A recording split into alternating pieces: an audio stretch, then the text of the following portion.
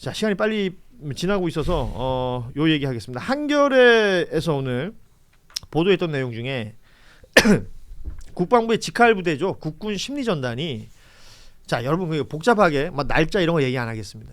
그 오물풍선 날아올 때 저도 많이 봤어요. 서울 하늘에서. 날씨 맑은 날은 뭐 몇 개씩 보이고 그랬잖아요. 맞아요. 막 초등학교 때 떨어지고. 그러니까요. 심지어 뭐 용산에도 떨어지고 그랬었는데 이 오물풍선이 날아오기 전에 대북전단, 민간에서 대북전단 보낸 게 그 이유가 된다라고 했었는데 이게 민간이 아니라 우리 군 내부에서 작전을 통해서 전단 살포를 했다라는 내용이 한 장병, 당시에 이 작전에 참여했던 한 장병의 폭로가 나왔다는 겁니다. 한겨레 기사로 오늘 단독 보도가 됐는데 이런 의심들은 있었지만 구체적 진술이 나온 건 처음이기 때문에요. 그렇죠. 근데 중요한 건 이 타이밍을 봐야 되는 거예요. 이 작전을 했다는 타이밍이 계엄 1년 전입니다. 차곡차곡 무언가가 준비되고 있었던 건 아닐까? 이런 생각이 들고 그 대북 전단 살포 금지가 헌재에서 위헌 결정이 나왔던 타이밍도 그때쯤이거든요. 그러니까 심리전단이라는 데가 국방부 직속 부대입니다. 여기서 야, 위헌 떨어졌다. 민간인들이 쏘는 날, 뿌리는 날, 요 날 같이 뿌려가지고 티 안 나게 하자. 이런 내용까지 함께 폭로가 됐다는 거거든요. 이거 진짜 심각한 것 같아요. 네. 그 작년에 이제 제가 국회 증인 출석했을 때 모 의원께서 이제 딱 사진을 하나 띄우면서 여기에서 북에 뭐를 했죠라고 질의를 했다가 당시 이제 국방장관 대행 차관이 이거는 군사 기밀과 직결된다 하면서 순간적으로 올렸다가 바로 내린 일이 있었습니다. 예. 그런 이제 드론을 날리는 거, 그다음에 이런 대북 전단에 이제 풍선을 날리는 거, 이런 이제 사이트들 딱 그 지점들이 있잖아요. 그런 행위들이 이제 지속적으로 내란 행위 1년 전부터도 이제 지속적으로 있었다는 거. 그래서 계속해서 내란의 직접적인 동기 이거를 계속 추적을 하는 거예요. 왜냐하면 생각보다 훨씬 이전이다. 그렇죠. 이거 역순으로 가보자면 김용현이 얘기했다는 오물풍선 원점 타격. 이 이야기는 오물풍선이 날아왔으니까 가능한 이야기일 텐데 이 오물풍선이 날아간 이유가 우리나라에서 민간이 전단지를 보내서다라고 생각했었는데 민간이 전단지를 보내기 그 이전 관련해서 위헌 결정이 헌재에서 나왔을 때쯤 그러니까 뭐 비상계엄 내란이 있었던 1년 전부터 군에서 조직적으로 작전으로 이걸 했다. 이건 민간이 뿌린 살포한 거하고 완전 다른 내용이 되는 겁니다. 군에서는 이제 북한의 군사 기지라든지 공항, 일정 규모의 인구가 있는 곳들의 좌표를 그려놓고 풍향, 풍속 등을 실시간으로 계산해서 적합한 지역에 살포하기로 했다. 한 개당 전단을 10kg 안팎으로 달아서 보냈다고 합니다. 그러니까 단순히 풍선 정도가 아니라 그냥 열기구 정도 생각하면 될 것 같아요. 보통 100개씩 풍선을 띄웠다고 하니까 전단이 1000kg, 그러니까 1톤을 날려 보낸 거예요, 한 번에. 이 전역했다는 이 폭로 병사는 뭐라고 얘기했냐면 북한이 오물풍선을 날려 보낸 것이 우리 군이 먼저 도발했기 때문에 그런 것 아닐까라는 생각을 한다. 이렇게 얘기를 했습니다. 충분히 합리적인 생각이라고 보이고.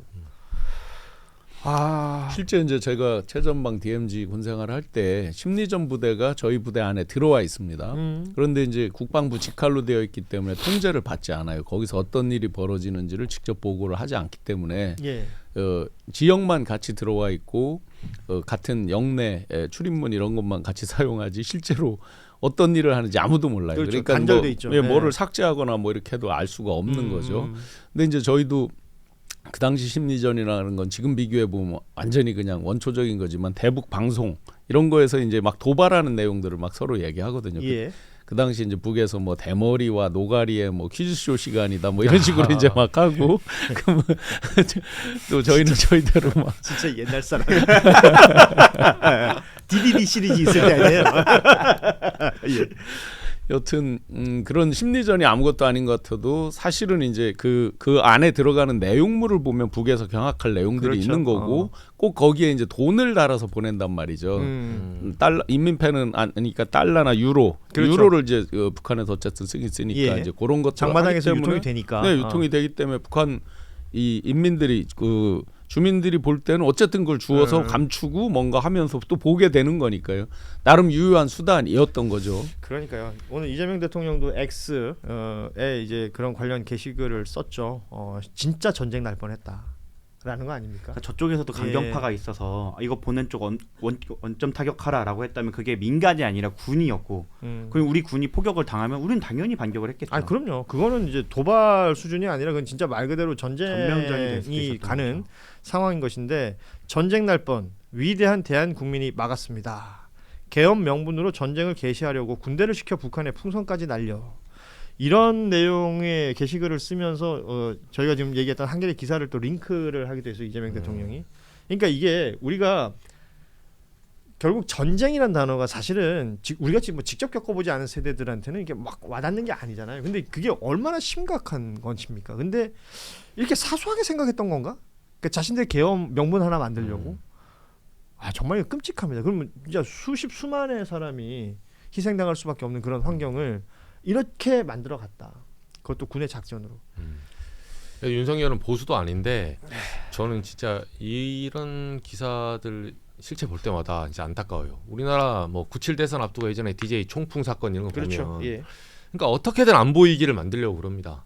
예, 이 구도 속에서 소위 말해서 꼭 진보 진영이 꼭 선거에 이기란 법도 없고 모든 선이란 것도 아니에요. 근데 선거란 건 기본적으로 본인이 가지고 있는 가치를 실현하는 건데 예.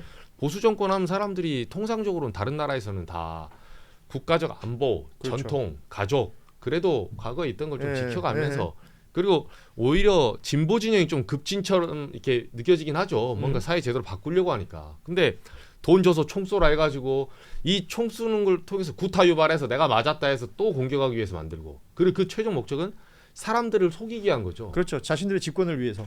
보통 이게 사람이 욕설하거나 비방을 하는 내용을 보면 거기에 자기의 컴플렉스가 들어있다고 하거든요. 윤석열 씨가 항상 기자회견 할 때마다 입에 달고 살았던 게 반국가 세력입니다. 이게 오늘 보면 딱 누가 반국가 세력이었고 누가 대한민국의 적이었는지 정확하게 밝혀지는 사례라고 생각합니다. 자, 저희 그 뉴스다이브 방송 시간이 또 아쉬운데 시간 다 됐습니다만 그 세 분께 5분에서 7분 정도만 더 양해를 좀 그래요? 되겠습니까? 왜냐하면 이 국민의힘 얘기를 좀 해야 돼서요. 네. 지금 국민의힘은 12월 3일 그러니까 내란 1년이 다가오니까 뭐 다른 걸 뭐 이게 지금 당내 갈등의 중심에 있다는 게 이해가 잘 안 되는데 사과를 할지 말지 이게 지금 1년 돼갖고 이 얘기하고 있는 거예요. 이해가 일단 저는 잘 개인적으로 안 됩니다만 장동혁 대표는 지난 28일에 대구에서 민주당의 의회 폭거와 국정 방해가 계엄을 불러왔다 이런 표현을 하면서요. 민주당의 무모한 적폐몰이 때문에 사찰을 위협받는 공무원들도 있다. 저는 그 책임을 무겁게 통감하고 있다라는 표현을 썼습니다. 지금의 상황을 이렇게 이해하고 당 대표가 얘기를 했어요. 김민수 최고위원은 충북 청주에서 사과하지 않았냐? 사과를 했을 때 지난 대선의 승리로 이끌었었느냐? 이 사과라는 게 뭐냐? 그러니까 6월 3일 이재명 대통령이 당선됐던 그 선거 전에 관련해서 이 후보를 내놓고도 입장 정리를 했었어야 되는 거 아니에요. 그래서 뭐 유감이다 이런 표현을 한 바가 있었습니다. 그걸 지금 사과했는데 그때 사과했다면 우리가 대선 이겼냐? 사과하는 게 효과가 있겠냐? 라는 취지의 김민수 최고위원의 또 발언도 있었습니다. 계속 문제가 되는 게 내란을 일반 형사사건처럼 취급한다라는 비판이 있잖아요. 예. 일반 형사사건에도 피해자 앞에서 이렇게 하면 2차 가해로 처벌받습니다. 강력 그 가중의 요소예요. 근데 내란은 피해자가 국민 아닙니까? 국민 앞에서 이렇게 2차 가해를 하는 사람들은 정말로 일반 형사사건보다 더 크게 처벌받아야 되는데 정말 뭐 이거는 일반 형사사건의 그 가해자만도 못한 행동이에요. 그리고 이런 것들이 먹힌다는 사실이 되게 슬프네요. 사실은 일부 있는 네. 사람들한테는. 저는 김민수 최고원이 참 이분이 원래 그 나경원 의원하고 친해서 과거에 당대표 출마하지 말라 때 연판장 돌린 사람이거든요. 그렇죠. 대변인들. 예. 네. 반윤의 전선에 섰던 사람이에요. 예. 당시에 김기현 그랬습니다. 막으려고. 예. 근데 이렇게 진짜 상전백해처럼 변하는데 이런 멘트들은 취재 기자로서 좀 안타깝긴 한데 개인적으로 고마워요. 왜냐하면 속마음을 확실히 알게 됐어요. 그러니까 결국은 이 말 아니에요? 대선에 이런다고 대선에 이겼냐? 그 말은 대선에 이기면 사과하고 이길 것 같으면 그렇지. 사과가 예. 하나의 수단인데 예. 우리한테 도움이 될 것 같으면 사과하고 지면 안 하겠다는 소리 아닙니까? 그래서 하지 진정성의 마세요, 그러니까. 보험친구닷컴 광고를 시작합니다. 이 보험친구닷컴 부담되는 보험료, 알듯말듯한 보장, 내 보험 바로 알고 싶을 때 그럴 때는 검색창에 보험친구.com을 검색하시기 바랍니다. 아니면 1844-0585로 전화를 하셔도 좋습니다. 이미 가입한 보험의 경우에는 뭐가 문제인지, 또 내가 가입한 보험에 어떤 장단점이 있는지 보험친구가 무료로 상담해 드립니다. 암보험, 종신보험, 실손보험처럼 누구나 다 아는 보험부터 화재보험, 배상책임보험, 운전자보험까지 모두 상담이 가능한 보험친구.com, 검색창에 보험친구.com 혹은 화면에 지금 보이는 QR코드를 이용하시거나 전화 1844-0585 어디든 연락 주셔도 이 보험친구라는 여러분의 든든한 친구를 만나게 되실 겁니다. 진정성에 대한 얘기죠. 예, 이제는 사과는 뭐 사과 선거의 승리를 연동을 시키는 거예요. 그러니까 이거 아까 얘기하셨던 개사과하고 비슷한 정서죠. 네, 네. 겉으로 사과인 것 같은 표현을 쓴다는 건 내가 유리할 때, 내가 유리해질 때 사과해줄게잖아요, 이거는. 네, 일본 사람들이 뭐 독도나 뭐 위안부 이런 거 나올 때 왜 맨날 하는 말 있잖아요. 통속의 념이라고. 유감도 아닌 것이 사과도 아닌 것이 이게 뭔 뜻인지 오락가락 하는 거 있잖아요. 조금 더 근본적으로 들어가 보면 어제 그 집회장에 보면 손피켓에 윤 어게인이 굉장히 많이 등장했습니다. 저는 어게인 2017, 2018이 떠올랐습니다. 박근혜 탄핵 이후에 자기들이 땅바닥에 떨어졌어요. 그러면 소위 말해서 대한민국 70년 민주 역사에서 55년을 집권했다는 사람들이 자기들이 메이저고 기득권이라고 스스로 자부하는 사람들이 그러면 보수의 근본 가치 철학 뭐예요? 국민에 대한 무한 책임. 뭐 분야별로 외교, 안보, 경제 뭐 있지만 큰 틀로 보면 국민에 대한 무한 책임을 늘 기치로 걸고 왔는데 무한 책임을 방기하고 국민 가슴에 총뿌리를 겨누는 게 자기들 정권이에요. 그걸 민주당이 뭐를 해서 유도를 했다? 택도 없는 얘기죠. 자 그러면 2018년에 반성을 하고 다시 근본 가치 철학을 재정립한 노력을 했어야 되는데 그때 황교안 뭐 기타 포함해서 우양우 가다가 완전히 극우의 벽까지 갔습니다. 그렇죠. 부정선거 이익이 나오고 네, 그 뒤로 사실상 선거에서 유의미하게 이긴 건 지난 대선밖에 없어요. 나머지는 다 계속 이제 땅으로 떨어졌는데 그러면서 그때부터 나왔던 말이 뭐였어요? 탄핵의 강을 건너자. 강을 건넜습니까? 지금도 요게 이제 자기들 탄핵의 강을 건너자는 얘기랑 똑같은 얘기예요. 그 강이 요단강이라는 얘기죠. 말로 건너는 건지 모르겠는데 그때는 바닥에 떨어졌다고 생각했는데 지금 지하 몇 층으로 떨어졌습니다. 제 주식 창 같네요. 그러면 지금이라도 자기들의 본질적인 가치 철학을 재정립하고 스타트 라인이 어딘가를 찾아야 될 판에 자기들 사실은 이 장애 집회를 왜 하는지 모르는 거는 보면 한동훈과 윤석열 싸움으로 얘기를 하고 있는 거 민주당 욕도 아니에요. 가만 보면 아주 황당한 싸움이 지금 변질이 돼서 왔는데 그러니까 한동훈 축출을 외치는 사람들이 민주당 지지자들이 아닙니다. 그러는 사이에 진짜 할 거는 자기들의 가치 철학을 정립해야만 다시 스타트 라인에 설 거 아니에요. 안 그러면 다시 윤석열 같은 대릴사이 들여다가 또는 한 총리 같은 업둥이를 들이려다가 안 되고 한 대표 같은 업둥이 또 이제 더 어른 업둥이 다 안 되는 거죠.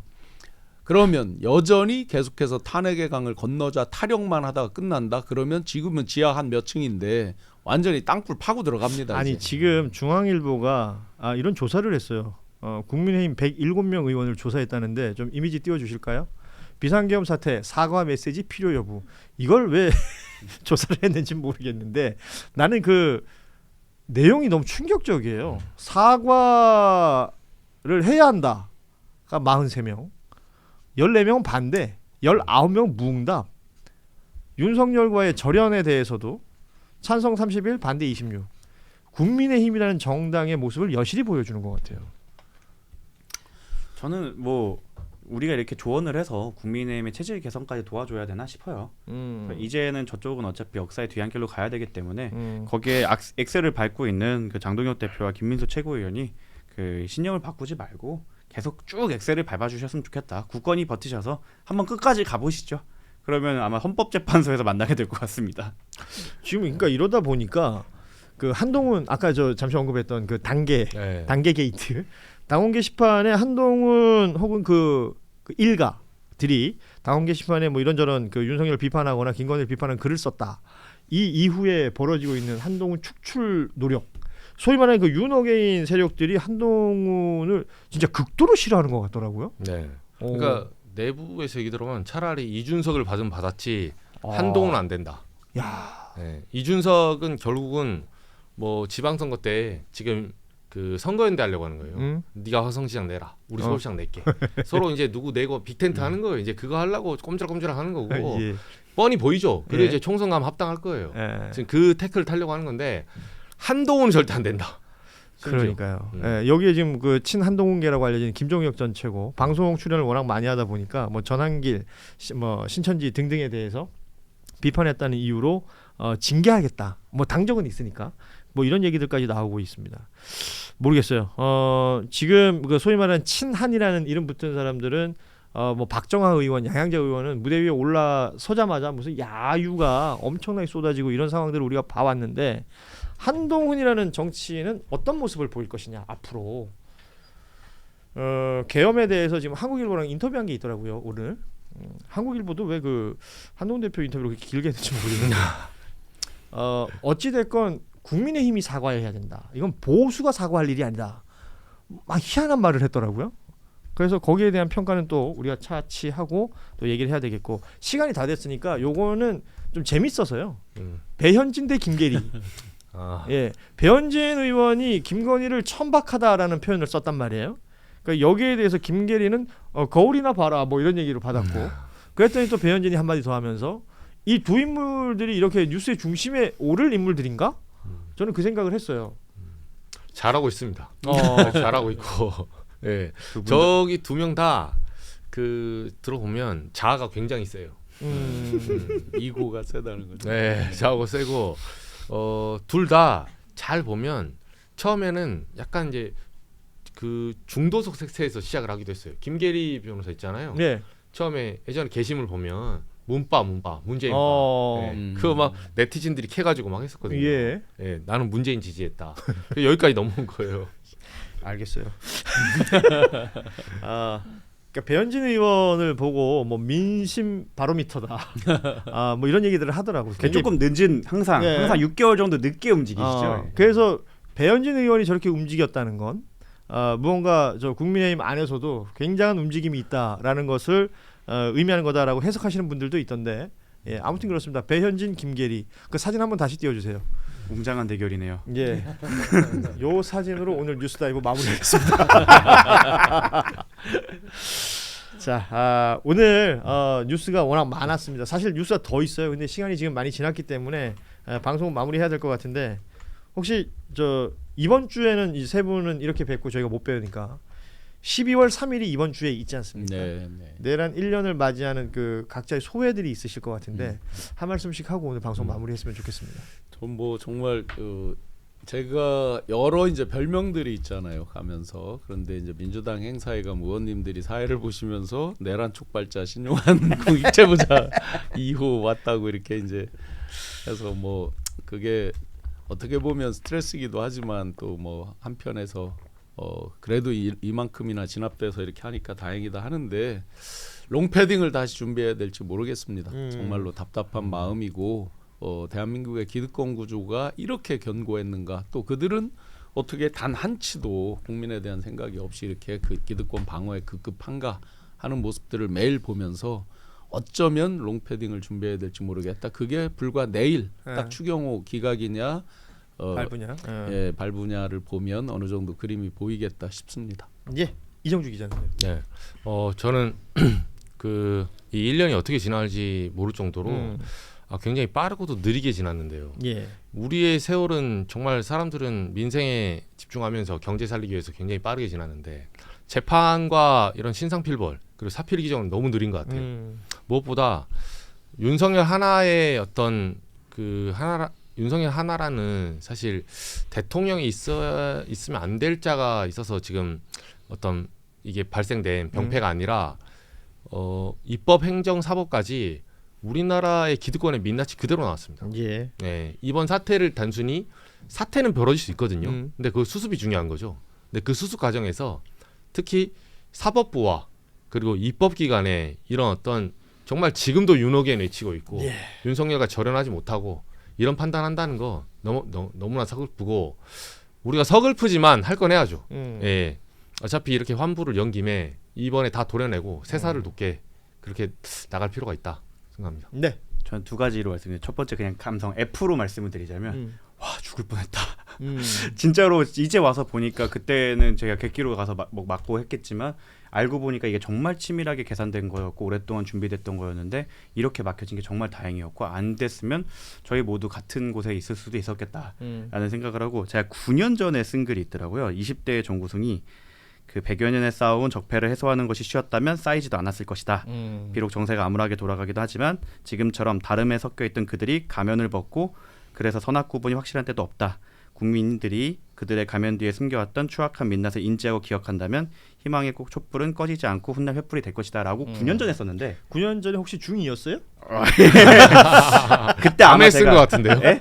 제가 그때 아마 촛불 집회 같은 거 나가면서 썼던 것 같아요. 근데 이게 9년 거의 10년이 됐는데 아직도 비슷한 상황인 게 조금 서글프긴 해요. 네. 광화문이 됐건 그게 헌재 앞이 됐건 아니면 그게 여의도가 됐건 한남동이 됐건 남태령 고개가 됐건 광장에서 시민들과 어깨 걸고 한번 앉아 있어 봤던 분들은 비슷한 감정들이 있을 것 같습니다. 그게 박근혜 최순실 때였든 아니면 그 전에 무슨 광우병 때였든 아니면 이번 뭐 이 내란 사태 중에 있었던 비슷한 기분들을 느낄 것 같은데 저는 그냥 계속해서 오히려 마음이 더 단호해지는 것 같아요. 이기자.